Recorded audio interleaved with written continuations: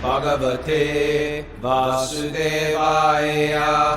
Om Namo Bhagavate Vasudevaya. Om Namo Bhagavate Vasudevaya.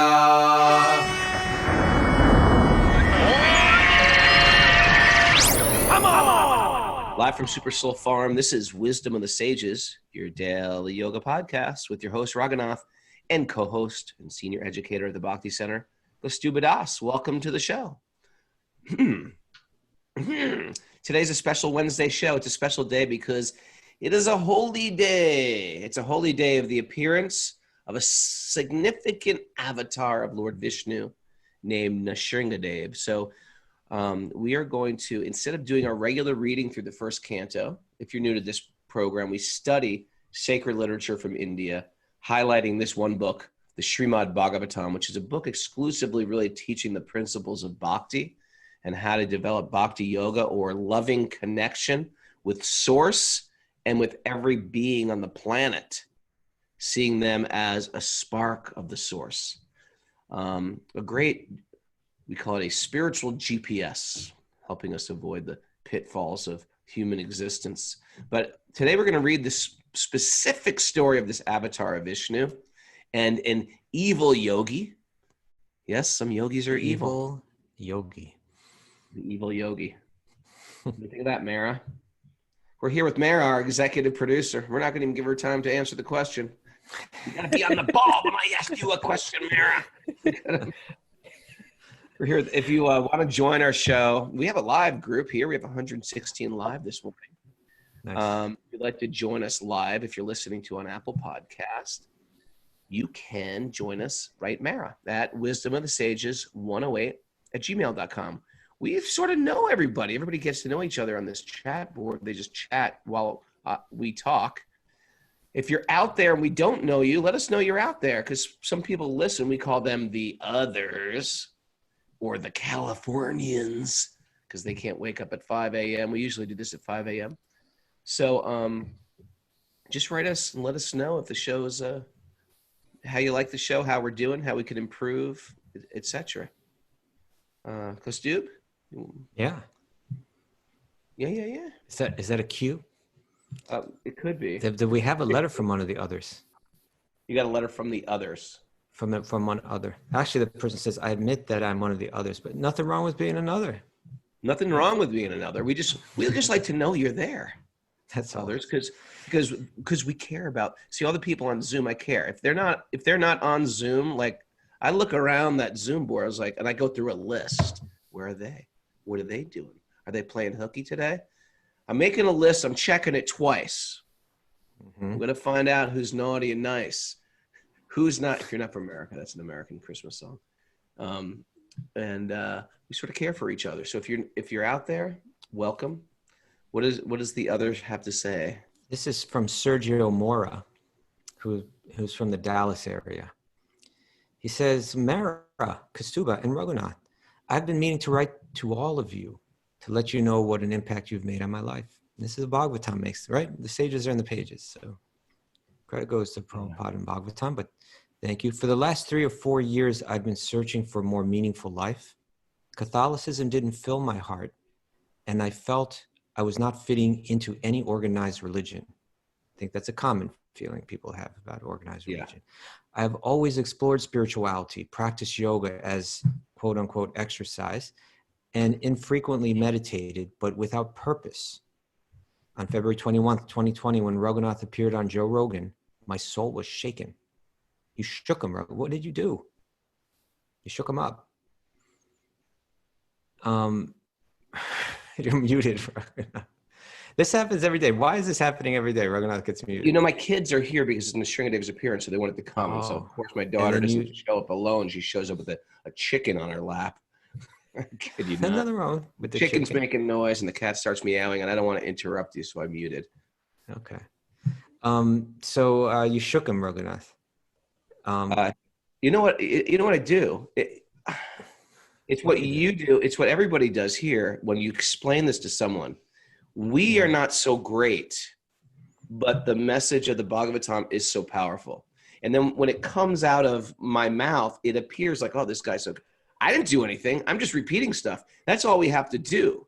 All we have to do as yoga teachers is to repeat the message of yoga and get my big fat ego out of the way. And then what happens is we start to appear as if we're empowered. The lamp doesn't do anything, but when you plug that lamp in, then the whole thing becomes bright. So by hearing the Bhagavatam on a regular basis, even if you're new to this stuff, new Zoomers, or once you plug in, you start repeating what you hear. And then it appears like, man, this guy's got so much knowledge. This guy's got so much depth. You know me. I'm the same jackass I've always been. And but I just read this stuff. I repeat this stuff. And it appears like, oh, this man's very wise. So yeah, it appears like we shake him up. And this is what we do. We imbibe this on a regular basis, and it affects us, and it affects everybody in our life. It affects this little kid Rocco here. Ugh. Affects the chicken. I hear it running around in there or something like that. I thought I heard a chicken running around. My dog has got some leg issue too, Gus. And it is a leg issue. Yeah, he's got a leg issue, and he's clicking around. His nails are banging on the floor, so it's a little... Well, may Lord Nrisimhadeva protect Gus and the leg of Gus today. Yes. Okay. So he got shaken up. Raghunath reinforced so many of the little changes I had been making in my life to slowly dissolve the ego and the attachment to material excesses. Very nice. You can see the sincerity in Sergio here. Needless to say, Bhakti-yogi has impacted all aspects of my life. I find this part of his message very interesting, because it's not just like aligning with a religion. It's not just like saying I accept and I'm part of the club of Salvation Club or whatever. Now I'm free. But it's like, yeah, now I'm free. But it's about transforming. That if the spirituality is genuine, we transform. So he says, needless to say, Bhakti-yogi has impacted all aspects of my life, and I'm becoming a better human being, a better father to our 8 and 11-year-old girls, a better husband, neighbor, coworker, friend, and steward of our Mother Earth and wildlife. That's perfect, right? Beautiful. That's a home run. Now I cannot start my day until I listen to Wisdom of the Sages podcast and apply the lessons in my everyday life. I admit that I'm one of the others. No shame in being one of the others. We love the others. We love the others. But I'm a loyal member that has since February 21st binged all previous episodes, and I am all currently up to date. If you're going to binge on the Bhagavatam. That's right. I'm truly grateful to all of you for providing my soul with the guidance, inspiration, and strength. Through you, your podcasts and class teachings, Krishna's presence and love grows immensely every day in my heart. I hope that one day we can meet so that I can thank you in person for repurposing my temporary human existence. Genuinely, Sergio Mora. Sergio, thank you so much for sharing that. It's very encouraging for us to hear that. It really makes it all worthwhile when we hear these kind of letters. We're getting a lot. We're not reading them all. Thank you to everyone that's sending them in. Sergio has a question. He says, do you know of any Bhakti centers in the Dallas area? Oh, yes, we do. Yes, we do. We've spent a lot of time. Yeah. At 5430 Gurley Avenue in Dallas, Texas, you'll find one of the most beautiful Radha Krishna temples in the world, Radha Kalachandji. Kalachandji means he's got a face like a dark moon, Krishna there. Very beautiful. We've had good pastimes at that temple. Oh, and that restaurant. They have a good restaurant there too. Excellent restaurant there. Incredibly beautiful temple. Like you'll walk in there, it'll blow your mind. It's got these huge paintings by, practically the world's greatest painter, right? B.G. Sharma. And the entire place is just a beautiful, beautiful temple, and really good people there too, like family people, right? They live in these little houses all around the temple. The neighborhood is kind of like a devotee neighborhood, kind of in the middle of like, a bit of a, like a, a little bit like a little bit of a ghetto neighborhood, a little bit of a ghetto in the desert. Yeah, but but we know lots of really good people there too. So Sergio, if you want us to hook you up with any, we could actually hook you up with some people to talk to over there too. Yeah. So let's do that. Thank you, Sergio, for that. That was beautiful, huh? And I Yeah. tell you that it's really true that when you start hearing this stuff, I'm sure it's happening. You're telling other people, and there's certain people that when you give spiritual truth to, they don't want to hear it. They think you're weirdo. But there's other people, it's going to land for them right when that fruit is ripe to hear, and you're going to be their best friend. So in one sense, we like to keep this our private thing. And another thing, if it's affecting your heart in such a deep way, you also want to give it away to someone else, because there's other people who are going through issues and have these questions that actually need it right now. And again, this isn't my thing. I'm not trying to create the Raghunath cult or the Kaustubha cult. We couldn't care less. We just think that the message of the Bhagavatam is so powerful that it's good for everybody to hear. We don't even care what religion people are in, or if they have no religion, etc. This isn't about just creating some rituals to get lost in rituals and creating a club. This is about Shabda Brahman. This is hearing spiritual truth on a regular basis. Satyam. Satyam. Remember that? Yeah. We're referring to an old tape that was a favorite of ours going back. This is Satyam. Satyam. Okay. So we're going to tell the story. Can I dive right in, Prabhu? You didn't read we're going to read some verses, I thought, right? Oh, yeah. Kaustubha really handpicked these really sweet Nrisimhadeva verses from the Bhagavatam. So there's so many, but this one actually isn't from Bhagavatam. The first one is from Sridhar Swami, one of the important commentators on Bhagavatam. And he included this verse in his commentary to the very first verse of Bhagavatam, Canto 1, Chapter 1, Text 1. And the verse is, Praladha Hridayaladam Bhakta Vidya Vidaranam Sharad Indu Ruchim Vande Parindra Vandanam Harim. Let me offer my obeisances unto Lord Narasimhadeva, who is always enlightening Prahlad Maharaj within his heart, and who always kills the nescience that attacks the devotees. His mercy is distributed like moonshine, and his face is like that of a lion. Let me offer my obeisances unto him again and again. Nice, huh? I mean, for people that aren't familiar, we're going to explain that this avatar of Krishna, or of Lord Vishnu, appears like a half man, half lion to protect the young boy Prahlad from his abusive, evil yogi father, Hiranyakashipu. Yeah. We didn't read we're getting some complaints from our. We didn't chant mantras. Okay, well, we haven't chanted Bhagavatam yet, so now we can do it because we're about to chant the Bhagavatam. But thank you for reminding us. Thank you. Yeah, hit it, Raghu, hit it. Narayanam namaskritya naram chaiva narottamam devim saraswatim vyasam tato jayamudiraye. Before reciting the Srimad Bhagavatam, which is the very means of a conquest, one should offer respectful obeisances to the personality of Godhead Narayan, unto Narayan Rishi, the supermost human being, unto Mother Saraswati, the goddess of learning, and to Srila Vyasadeva, the author. Nashta prayeshva badreshu nityam bhagavat sevaya bhagavati uttama shloke bhaktir bhavati naishtiki. By regular attendance in classes on the Bhagavatam, and by rendering service to the pure devotee, all that is troublesome to the heart is almost completely destroyed, and loving service to the personality of Godhead, who is praised with transcendental songs, is established as an irrevocable fact. Om Jnana Timirandasya Gyananjana Silakaya Chaksurunmidatam Yena Tasmai Shri Gurave Namaha. All right, now, Kaustubha, give us that beautiful Bhagavatam verse. Okay. But, I just want to mention that one thing on all these appearances, and like you were saying just the other day, in the yoga tradition in India, there's so many holidays, right? Because there's so many avatars, and there's so many great saints, and there's the appearance day of them, and there's the disappearance day of them.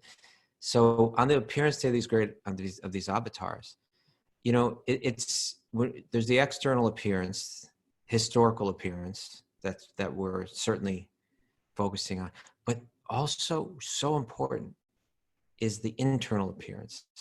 So Lord Nrisimhadeva, he came and he he killed this demon Hiranyakashipu, the evil yogi that was harassing and torturing, trying to kill his son Prahlad. But we're also praying that that same Lord appear within our own heart, and those demon-like or evil yogi propensities that we have within ourselves, to destroy those, right? So that sometimes we say there's the good dog and the bad dog within. And so particularly when we pray to when we pray to Nrisimhadeva, the lion-like manifestation of the Lord's protective anger, kind of mood, then we pray that protect us from the darkness within ourselves, destroy that darkness within ourselves, that bad dog within ourselves, so that we can be free again, and to serve. I've got a real bad dog inside me. Bad dog. Real bad dog just living inside me. Big bad dog. Ready to bite everybody's head off. Okay, so here's the next. I don't really know the right meter to chant this verse in, but this is, there's another.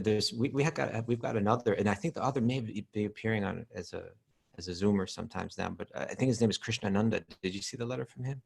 But he grew up in the Mayapura Gurukula. He's from Brazil. I saw him on the show yesterday, but I didn't read his letter. Yeah, so he it may not have been a letter, it may have been mentioned somewhere else, but he grew up in the Mayapura Gurukula, the really authentic kind of like school where you really get trained in Vedic culture. You get trained in mantra chanting.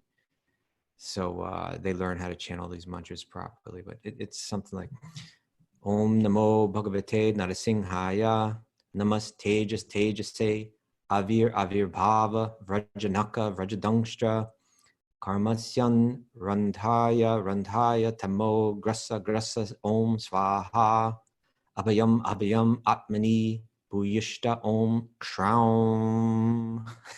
Shraum. Real bad. I'm embarrassing myself here, but it's something like that.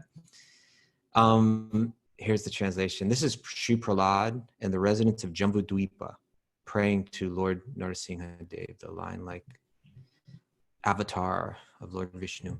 I offer my respectful obeisances unto Lord Nrisimhadeva, the source of all power. O my Lord, who possesses nails and teeth that are like thunderbolts, kindly vanquish our demon-like desires, our bad dog, for fruit of activity in this material world. Please appear in our hearts and drive away our ignorance, so that by your mercy, we may become fearless in the struggle for existence in this material world. Isn't that nice, Raghu? It's beautiful. If you're unfamiliar with this show, we generally speak of this because people sign on. Really, they just sometimes they'll hear it on Joe Rogan and have no clue what we're doing, what we're talking about, or they're just like a random yoga teacher we might meet and they'll jump on the show. Bhagavatam speaks about spirit, and then spirit also has form. So there's spirit like an energy, and then spirit with form. And in Bhakti, there's a connection with spirit with form. And what is the form? It's unlimited. There's so many different forms. And all these Puranas, Purana means ancient books, tell about different manifestations of form through their Leela or activities of when they're manifest on this planet or on other planets. And so one of the main ones we read is Krishna, sweet baby Krishna, we call it. And he's this adorable, charming, beautiful little kid manifestation of source. But then you'll have Ram, and then you'll have Vishnu. So there's different manifestations. But we oftentimes, because the Bhagavatam really sort of focuses around Krishna's manifestation. So this particular avatar, in one sense, is not like that little charming Krishna the butter thief who's running around with a peacock feather in his hair. This is a lion. He's half man, half lion. And it's a little intimidating almost. And it's where people practicing bhakti pray with a connection. We pray towards, like Kaustubha was saying in those beautiful prayers, vanquishing demons within and without for protection. I think I said on the class the other day that I think Prabhupada, the guru of the Krishna movement in the West, he instituted Nrisimhadeva worship, I think, after someone bombed a temple, isn't it, in Los Angeles? So did you know that Well, story? I think before any of that, he did. To be honest, I'm forgetting that story, but I don't think it was that dramatic. But Okay, maybe it wasn't that dramatic. I know that. Maybe I But embellish everything. but I know that in Mayapur, after the temple was attacked, that they installed that very incredibly beautiful and powerful deity of Lord Narasimhadeva there. Oh, maybe you can tell that story today too. Okay, let's see if we have time. Okay, all right. Okay, So I want to tell that story, and you're going to tell that story. Or you're going to tell the story of Nrisimhadeva, or any. I'm going to tell the story about Nrisimhadeva just for everybody that's new, and even if you're not new, it's like sort of these stories don't get old. It's by churning these stories again and again that they cleanse the dust of the heart, of the consciousness. For sure. You know, I had one more verse, but let's save this verse for the end. I think it'd be nice to read it to you. Okay, but make sure, because I want to hear it. And Yeah, it'll be a nice way to wrap the whole thing up. Set an alarm on your phone, Mara, if things go over. So, tell us a story, Raghunath. Tell us a story. Sit back, everyone, while I tell you a little tale. There was a great, powerful yogi. Now, sometimes yogis don't all have pure intentions like you guys. Sometimes people practice yoga traditionally just to develop some mystical power. Now, in America, we usually don't have that anymore, but sometimes we practice yoga for less than worthy reasons. Sometimes it's for health. Sometimes it's just because we want to look good, we want to impress people, we want to, or sometimes ego can be a big manifestation of why we practice yoga. This particular person did what like many other yogis did previously, or how it's taught is that you can worship in your yoga practice a demigod, not God himself, but a higher being. And that higher being will give you some blessing by doing a specific austere yogic practice. So this king, who was actually a king, was named Hiranyakashipu, and he was very renounced. He was very dedicated. He was very focused, but he realized, I want powers. And so when he worshiped, the object of his worship was Brahma, right? And Brahma, and by the way, if I say anything off base, Kaustubha, please jump in, correct me. Or if you want to add some good, sweet part of the story, you can please jump in. Okay, I'm here. I'm ready. So in his worship of Brahma, very renounced, very austere, very focused. I mean, some of you guys have a good yoga practice. It didn't match Hiranyakashipu's. And finally, Brahma appeared to Hiranyakashipu and he said, I'm very pleased with your worship. I will give you whatever siddhi you like. Siddhi means like a mystical perfection. And he said, you'll give me whatever I want? Okay, this is what I want. I want immortality. And Brahma looked at him and he said, listen, I don't even have immortality. Even Brahma, and I live a very long time, even I have to die. And then Hiranyakashipu said, okay, how can I beat the system here? I don't want to, how about this? Give me the blessing that I don't have to die in the day or the night. And Brahma thought, I want to give him a benediction. Okay, I'll give him that. He said, also, give me the benediction that I don't have to die in the air or on the ground. And Brahma said, okay, I can give that. And he said, also give me the benediction I am not killed by any man or beast. And he said, I can give that too. Okay, give me the benediction that I am not killed inside or outside. And Brahma thought, yeah, I could give that too. Am I missing any? Did you say day or night? Up or down? Day or night? Not in day or night? Yes. Did you say on the ground or in the air? On the ground or in the air? Any weapon. Maybe weapon and no weapon. I want to be killed by any weapon. Yeah. So after he got all these benedictions, practically he feels like I covered all my bases. I am in, and by these mystic powers, he became incredibly powerful. And he was one of those full-blown tyrants, narcissistic, self-absorbed tyrant that everybody feared. Not only did everybody in his, in his empire feared, higher beings started fearing him because he was so powerful. Now we got a couple other, neither man nor beast. Oh, neither man nor beast, neither man nor beast. So that was his benedictions from Brahma. You know, just one thing maybe I throw in here, Raghu, Please.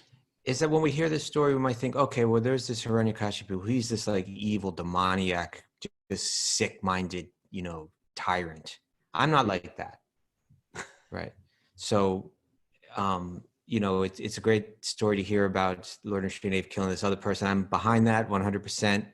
And, but really, part of what we're supposed to understand is that evil yogi is in me too, that I've got a good chance. And what he's doing here is he's trying to create a plan in the material world. I need to manipulate this world in such a way where I can just enjoy separate from God unlimitedly, right? And so I'm going to try to manipulate. If I have to perform austerities, I'll do that. And I'm going to make a plan. And when I got my plan all set, then I don't even need God. I'm going to be on my own like that. That's essentially what he's doing. He's doing it on a large scale. But it's also what we tend to do ourselves too, right? Let me manipulate this world and change things in such a way where I can make a plan where I can enjoy the things of this world. Rather than saying, by nature, my very soul by nature is blissful, and that blissfulness is recovered when I connect with that divine source, rather than reject when I connect. And so that's why these prayers we were reading earlier, it's like, dear Lord Narasimhadeva, appear in my heart, destroy that darkness, destroy that evil yogi within me. This is our material plight. We want to enjoy all the resources of God, but just cut God out of the picture. We want to enjoy everything in this material world, but we want it at everything else's expense. So, this is Hiranyakashipu is in all of us in that sense. So, where was I? Got the benedictions. So we got those benedictions, and then, the interesting side note is he had a son, and while his son was in the womb, the mother heard instructions, spiritual instructions. Now, the interesting thing is, for a lady carrying a child, we know that whatever you eat affects the child, right? If you eat healthy food, or ladies who are pregnant oftentimes get very focused on their diet and their health and their well-being. But it's not just that, it's the sounds that they hear affect the child as well. And because the sage was speaking to the mother, Prahlad became liberated in the womb. This was the unborn child. And when the child was delivered and the child grew up, he was naturally inclined towards spiritual topics, spiritual lifestyle. Some of you might have children that are inclined towards spirit. Your interest, it's not random. It's because they've been practicing from previous lives. Nothing's random in the material world. Everything is a practice. You practice good things, you practice bad things, you practice spiritual things, material things, you practice music, you practice being sarcastic and snarky. Everything is a practice, and you get better at it the more you do it. Even yoga is a practice. So Prahlad, from hearing on a regular basis because of the mother, he was born liberated, Nitya Siddhi. So as he comes out of this womb and as he's a child, the father sends him to, private school. And all he would do is speak beautiful topics to all the children. All the children are running around like children. He was a very calm child, a very grounded child, a very connected child. All the children would come around him and he would just tell these beautiful stories. He'd have them sing and have them chant together. And the people in school were not into this, the teachers, because the king was not into this one bit.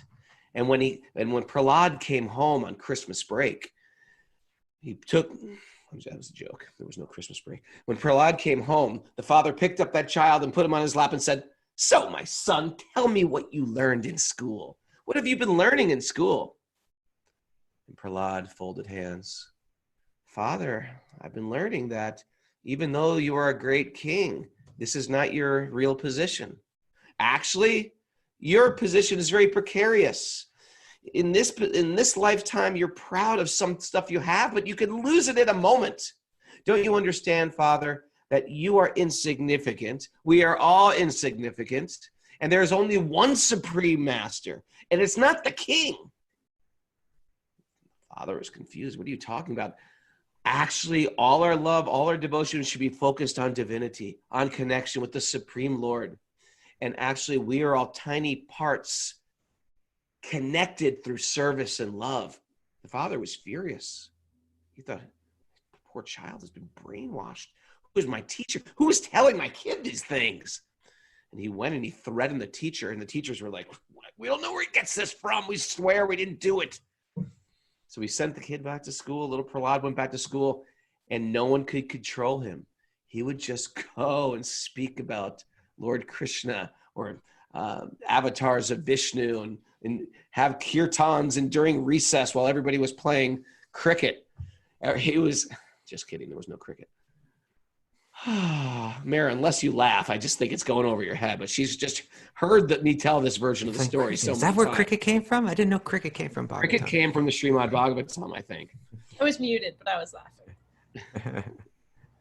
So then it was Easter break, and Prahlad came back again. Father picked him up. So, my son, tell me what you learned in school.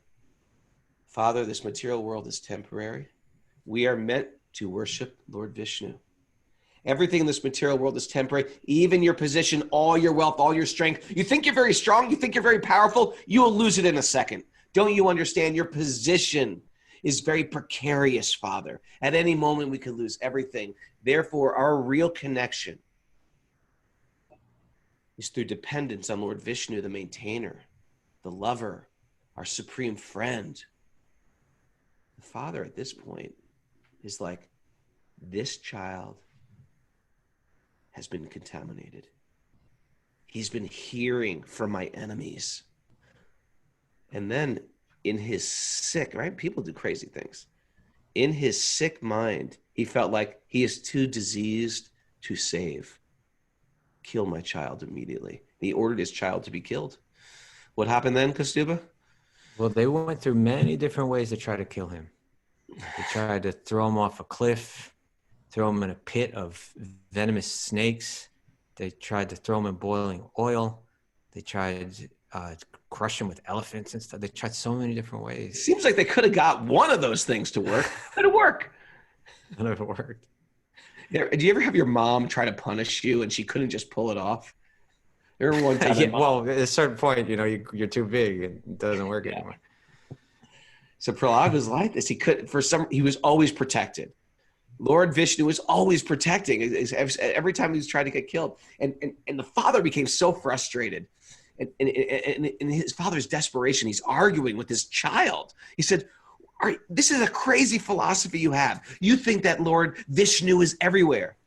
Yes, Father, Lord Vishnu is everywhere. And Lord Vishnu is my master. How could he be my master? I'm the emperor. Even great demigods are fearful of me. What do you think? And he said, Father, don't you understand your life is so temporary? Don't you understand you're completely dependent, Father? And finally said, okay, you think your God is everywhere? Yes. And your God is out there. Yes, God is out there.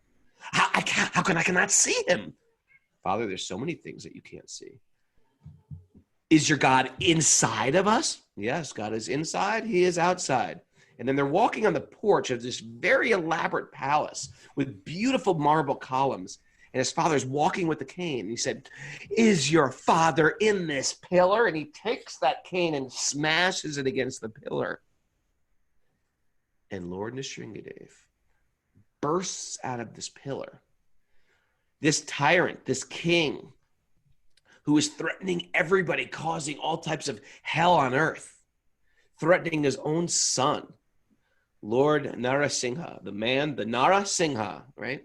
Man lion manifested out of that pillar, grabbed that demon king, placed him right on his lap, and dug his nails in to kill that demon. While Prahlad witnessed just like this with folded hands. And how could he be killed? He had that benediction from Brahma. And Lord Vishnu always makes sure Brahma's benedictions happen. Well, he was killed, but not in the daytime or the nighttime. The sun was just setting. Matter of fact, when the sun sets tonight, that's when it really kicks off tonight. That's the appearance of Narasimha. And he wasn't killed inside or outside. He was killed on the porch. And he wasn't killed by a man or beast. He was killed by a man-beast. Man-beast. A man-beast. He wasn't killed by any weapon. He was killed by the nails of Lord Narasimha. And he wasn't killed up or down, air or On the air lap. or ground, on the lap. Did I get it all? Man or beast, nails. Outside. Huh? Inside or outside? Yeah, inside or outside the porch. Therefore, fulfilling the great devotee Brahma's benediction, Lord Vishnu appeared and killed the demon. And can we take that figuratively, Kaustubha? Or is it an Literally. allegory? How would you explain that to someone who just heard that story? I would explain that that the way that is understood within our tradition is that it's literal, but it's also can be understood, there's also symbolism in it as well. So they're both meaningful. Brian Gleason says, I haven't heard that story before in my Catholic upbringing. That one's not included. They leave that one out of the New Testament. And then so Hiranyakashipu is killed, right? Killed, even though he made even though he was the most powerful evil yogi, he was able to perform his austerities, etc., on a level that we can't even dream of. And he engaged all of this energy that he had, this incredible power and determination to set things up just right. Still, it all collapsed. And even though he thought that he had made just the right circumstance where he could enjoy the world without any impediment, in the end, it was proven that all those plans failed. A material plan for happiness in the material world. Yeah. You make those plans all the time. Yeah, that's right. So then this manifestation, you see, this is just like we may feel, parents may feel this, especially if someone is threatening their child, then they become ferocious to protect their own child. We see it in the animal kingdom, and we see it, in most humans. This was this is the personification of that protective rage that is there in God, manifest to protect his loved one, in this case, Prahlad. And so when that ferociousness manifests, you can imagine it was the most ferocious manifestation there is. It's just like, it's actually terrifying to see. Now, for Prahlad, it wasn't terrifying at all. Just like for the kitten, the cat is for the mouse, the cat is, horrifying. But for the kitten, the cat is just seen like it's, mother, Mama. Mama. Yeah. And so now, Nrisimhadeva, covered in blood and just having killed this powerful demon, all the devas, you see, because Hiranyakashipu was screwing up the whole universe. He was like, even the demigods were terrified of him, and everything was being set out of place. The devas were waiting for this day when Lord Vishnu would come and take care of this. So now all the devas are like, oh, they're all there, and they're pleased that now Hiranyakashipu has been killed. But Nrisimhadeva is so ferocious, it's almost impossible to stand in his presence. And they all want to, offer prayers to him, but it's almost too terrifying. So then they turn to Prahlad, the little boy, and they say, you go offer some prayers, And so Prahlad approaches Lord Nrisimhadeva, and Lord Nrisimhadeva puts a big paw on its head, caresses him. Blessings with his paw. And I think even there are descriptions of it even being a more kind of intimate way that he deals with him, tender way. And then through his prayers, then Prahlad begins to offer these beautiful prayers. And through his prayers, the Lord is pacified and he calms down, But so many important this story covers many chapters in the 7th canto of the Bhagavatam, and it's full of incredibly important instructions, verse after verse, beautiful verses full of wisdom, full of insight, full of rasa. They're just, Sri Chaitanya, who's, the Krishna appearing himself as a devotee, he would just relish the story, and they would, they would read it to him. And he'd say, read it again, read it again, read it again, because there's just so much in it, These stories we read again and again. It's not like ordinary stories where you're like, well, I know that story. Give me a new book to read. I know that story. That's off my bucket list. That's off my summer reading list. We want to hear these again and again. We want to churn them, and they have effects on the consciousness and the mind. And what happens is they start to blossom. We start to reveal a new vantage point or new facet of that story that we never heard before. It happens at different points of my life. When I hear these stories as a child, when I hear these stories in my 20s, when I hear these stories in my 40s, and that as an older man, they all mean something different. These books, they don't end. We never finish the story. Speaking of these books, Raghunath and I know, there's friends of ours do kirtan in New York City every day, the New York City Harinam team, right? And we've been seeing a lot of the Zoomers and the others have been getting full sets of Bhagavatam from them. Right? It's like this massive set of books, right? It's like it's a big thing. It costs, I think it costs like $275. But we've been seeing Kiko's got her set, and then we look over here, someone else got their set, someone else got their set. So that's really inspiring to us. Joe's saying it's $300, but as you're hearing this, if you want to get a set, you can get it from them. I think if you just go to Facebook, NYC Harinam, HARINAM. Yeah. You can probably find the info there, and on Patreon we'll put up the Saskia. We saw her; she also got a set. Yeah, that's Saskia right. did. And so so Saskia and Akiko and all of you who have got that full set, just on a day like today, you break it out. Go to that Mahesh and Bhavani also got a set. Truthfully, it makes your home Instagram, staying there on Instagram. Makes your home a holy place to have the Bhagavatam in your house. It does. It's like bringing Krishna into your house. And on a day like today, on every day, but especially on a day like today, you pick it up, you open up to that 7th canto, and you start reading some of those chapters. It'll transform your life. So we'll share those links on. I think they sell their books through what's that, eBay. Okay. And they got a few different links for like some of the different offerings that they have. Yeah, let's share. So let's share that on Patreon. If anyone wants to share it right now on the chat board, they can. And but it's just they're really people that are worthy of your support, because they're just all monks that are just like given 100% of their life to go out on the streets of New York every day and bring kirtan. Explain what we're explaining here. Yeah. So, that we got to respect that, and they're just great souls that are doing all that they can, giving their full energy to serving. Gopal Champu is a close friend of mine. I know that he's in Mahotsav. These guys are just selling sets of Bhagavatam left and right. They're really good people. So they sell different sets. They sell full Bhagavatam sets and smaller sets of books if you want. And check it out. It's really auspicious to have these books in your home and to read. We get no commission on this, I want you to know. We get nothing. we just love them. We just love them. We get hopefully some spiritual punya, some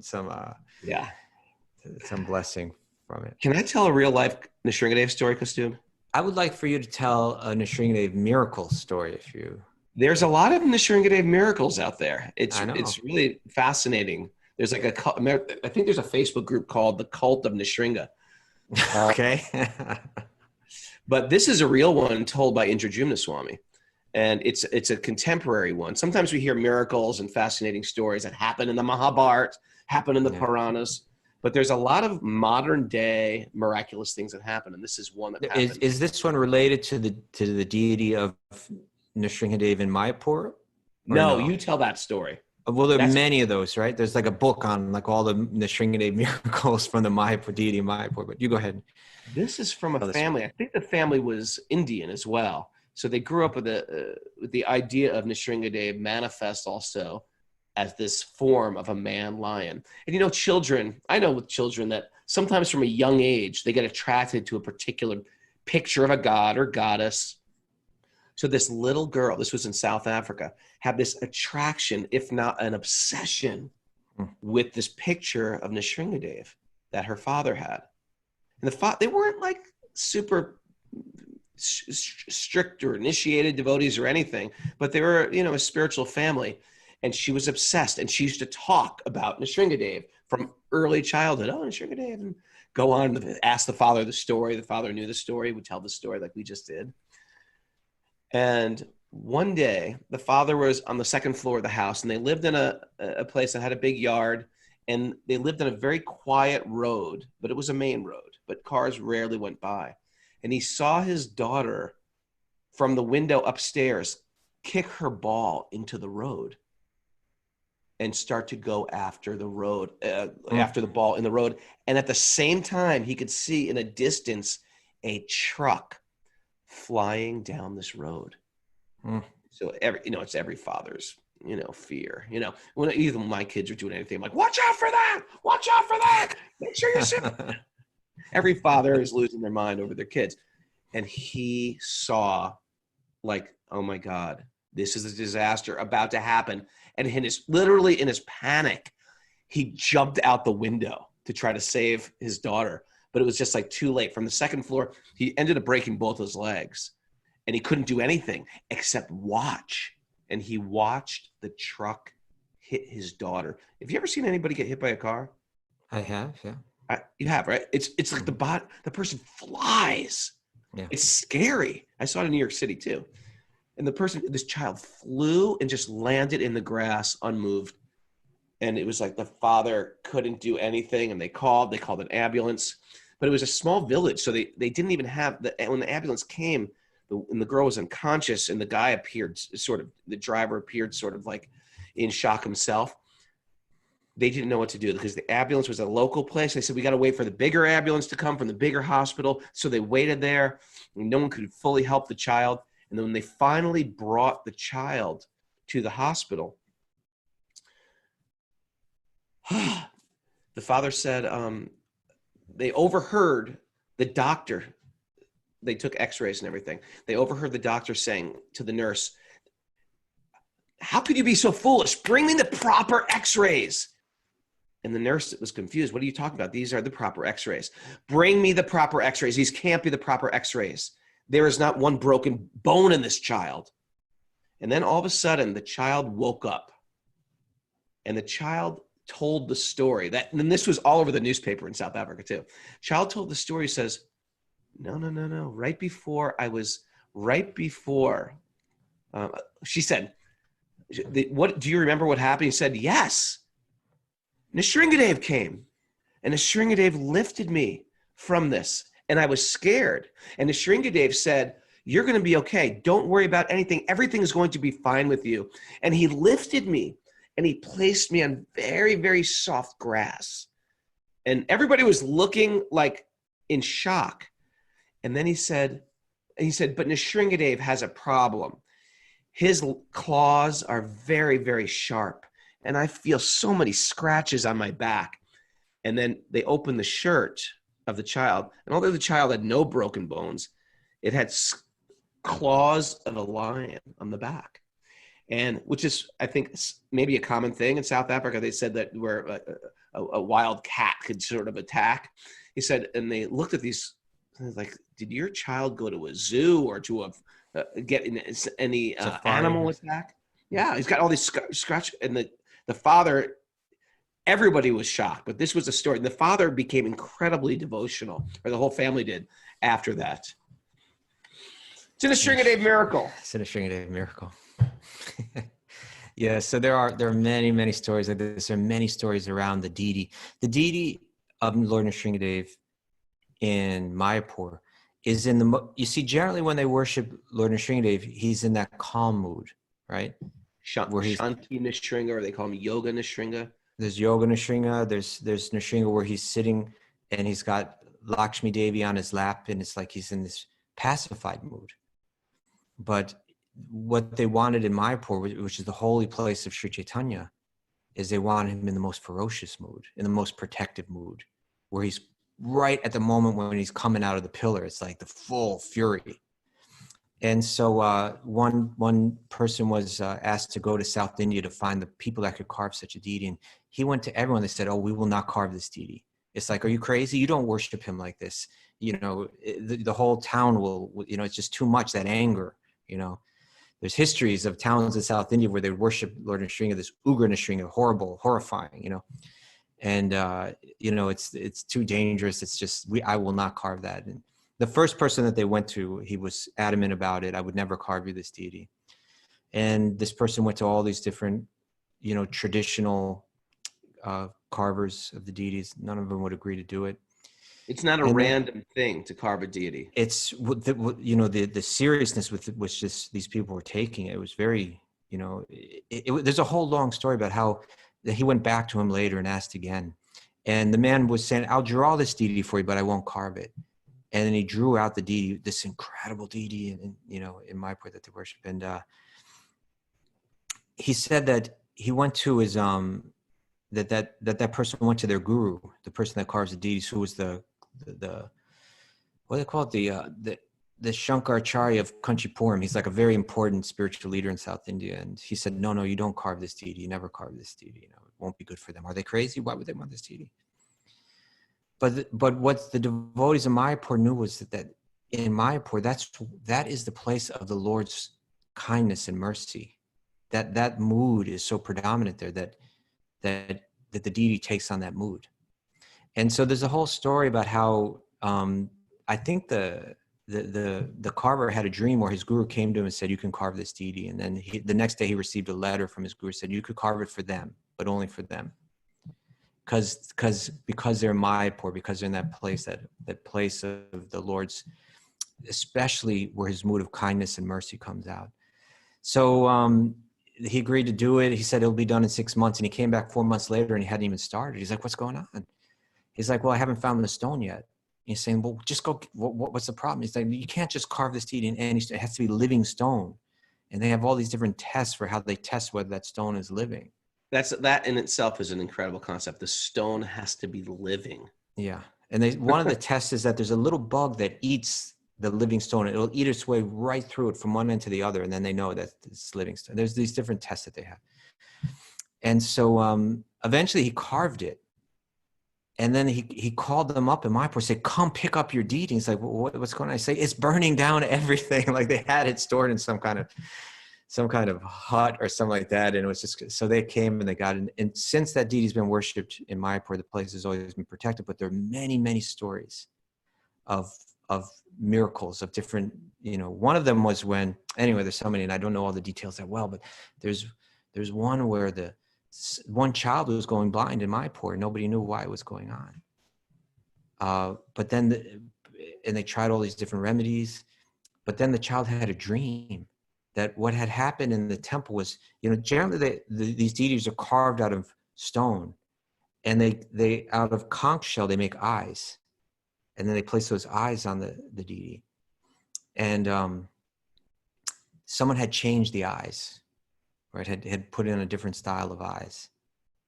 And so this girl was going blind, and then she had a dream where Lord Narasimhadeva said to her, "I want my eyes back." He said to her, "I want my eyes back." So then she told everyone, Lord Narasimhadeva appeared. He said he wants his eyes back. She didn't know what that meant. She didn't even know that the eyes had been changed. And so then they went back and changed the eyes, and then she got her sight back again. But there's a whole booklet of these incredible stories about the deity. The Nrisimhadeva miracles. If you ever go to Mayapur, they say that this holiday, they celebrate so many holidays in Mayapur, and of course the biggest one is the appearance of Sri Chaitanya, where like hundreds of thousands of people visit on that day. But they say, from what I've heard, is that from the people that live in Mayapur, from the devotees that live there, they say this is the sweetest holiday that they have. It's only the local people, like all the tourists that visit there at other times aren't really there.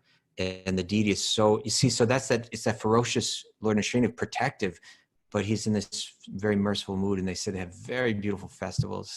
So I don't know if anyone listens to us in Mayapur. I'm sure some people do, but have a wonderful celebration there today.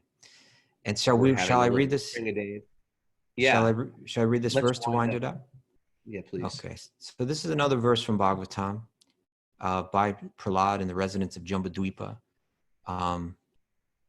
Svasvastu vishvasvakala prasidatam dhyayantu bhutani shivam mitodhiya manascha bhadram bhajatad adhoksaje aveshatam no matir apyahoitaki. May there be good fortune throughout the universe, and may all envious persons be pacified. May all living entities become calm by practicing bhakti yoga, for by accepting devotional service, they will think of each other's welfare. Therefore, let us all engage in the service of the Supreme Transcendence, Lord Sri Krishna, and always remain absorbed in thought of him. Okay. That's the mic drop verse right there, if I've ever heard one, right? Yeah. And speaking of mic drop verse, happy Lord Nrisimhadeva's appearance today. Have a special day. Have an auspicious day. Great way to start your day here in these pastimes. Thank you, Kaustubha. Thank you, Mara. And thanks for everybody joining us on Apple iTunes. Please leave us a message on Apple iTunes. Give us a 5-star rating. It really helps our rankings there to get this transcendental info out to the world. Keep us in the conversation in the podcast community. We are, Wisdom of the Sages is a supported by listener podcast. How do we call that again? Listener supported. Listener supported podcast. And then we have a great Patreon community where we have all different types of classes and things you can go to, and an incredible message board that people love. That is patreon.com/wisdom of the sages. And we appreciate everybody that's contributed in helping this show be made possible. Everybody on Zoom, thanks for waking up early. We appreciate the austerity you are doing and getting focused, because you're not alone. You exist, and you are energy moving outward. So by our own edification, we're helping everybody that we love. We're helping everybody in your universe. We want to spread this love around. So thanks everybody joining us later. My favorite part of the day, we're going to dance and sing. And thanks to everybody who joined late in the day. Nasa from Ireland. Carla, our coach. Surya G, Golden Brown family. Dominique. All these people I didn't get to say good morning. AJ Sullivan, Lauren Carmen. Oh, Raghunath, important announcement. Raghunath Swami tonight at 7 p.m. New York time will be giving a class on Lord Narasimhadeva. And I think that's, you go to the New Jersey ISKCON online. You can Google that, New Jersey ISKCON, Raghunath Swami. Google that up. Maybe someone could post the link on the Patreon thread or something. And if you're not on it, that's tonight. Raghunath Swami will give a class on Nrisimhadeva. 7 p.m. Eastern time. We're going to ask everybody who's sitting very peaceful and thoughtful right now to take your little namaste and start banging it together. I'm going to take little Rocco here and bang his hands together. We were having our little Capo Nrisimhadeva festival this morning. We have this beautiful deity that Indradyumna Swami gave Rocco of Nrisimhadeva, that he's been worshiping for a couple years.